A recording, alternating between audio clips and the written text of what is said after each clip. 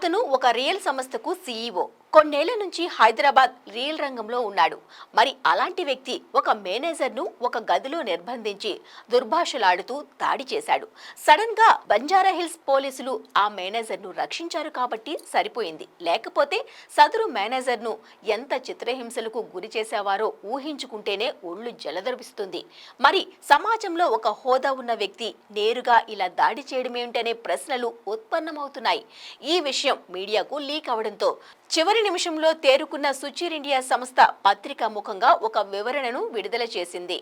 ఇందుకు స్టోరీలో ఏం జరిగిందంటే, ప్రియాంక్ అనే వ్యక్తి 2 నెలలుగా సుచిర్ ఇండియాలో అకౌంటెంట్గా పనిచేస్తున్నాడు. కంపెనీ లెక్కల్లో 5 లక్షలు తేడా రావడంతో నందీనగర్లోని తన ఆఫీస్కు ప్రియాంకను పిలిచి 5 లక్షలు ఏమయ్యాయి అంటూ దాడి చేయడమే కాకుండా ఒక గదిలో కూడా నిర్బంధించారు. కిరణ్ బయటకు వెళ్లిన సమయంలో 100కు డయల్ చేసి బాధితుడు ఫిర్యాదు చేశాడు. దీంతో బాధితుడిని బంజారాహిల్స్ పోలీసులు రక్షించారు.